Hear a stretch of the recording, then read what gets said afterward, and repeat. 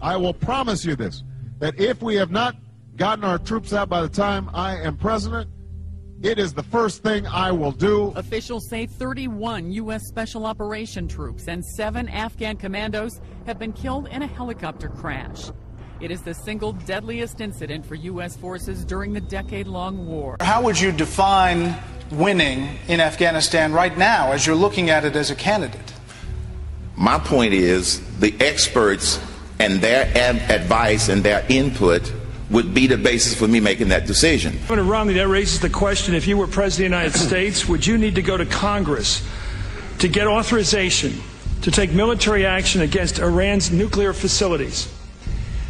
You sit down with your attorneys and tell you what you have to do. When the concept of TARP was first presented to the public, I was willing to go along with it. This is a problem with government in America today. It has too much of our money. It doesn't care about the Constitution or about your freedom. It breaks its own laws. It cares primarily about its own power. Only a president and a Congress truly dedicated to upsetting the status quo can rid us of this mindset in the federal government. He wants to bring the troops home now and end America's involvement in 5 bloody, expensive, and immoral wars across the globe. He wants an end to the biggest Ponzi schemes in human history, also known as Social Security and Medicare. He wants to repeal Obamacare and get the government out of the healthcare business entirely. He wants the government to live within its means and not borrow one more penny to pay back its bills. He's sick and tired of all the money printed and perpetrated by the Federal Reserve that's literally stealing money right out of your bank account. And he wants to end the Fed.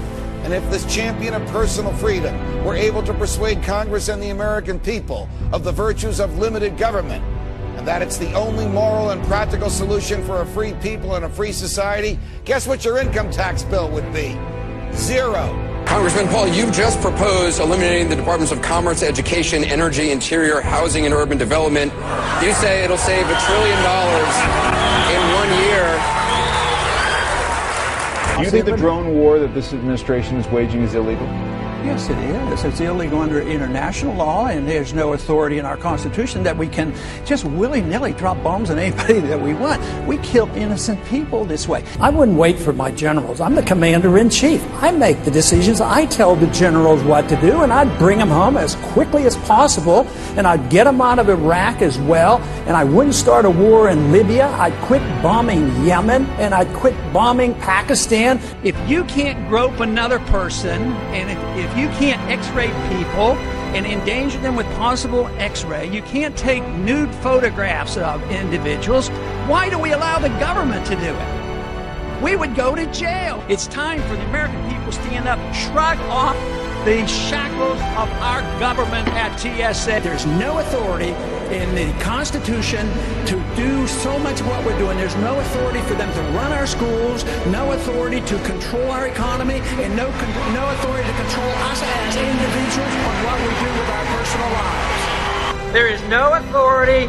in the Constitution authorizing a central bank, which means there should be no Federal Reserve System. We have allowed our nation to be overtaxed and overregulated and overrun by bureaucrats. The founders would be ashamed of us for what we're putting up with.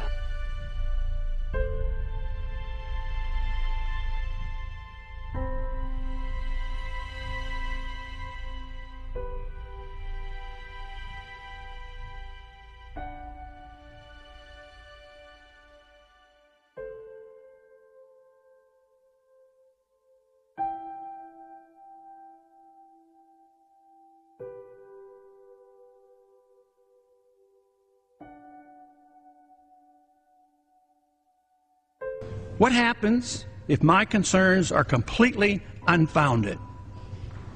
Nothing. But what happens if my concerns are justified and ignored? Nothing good.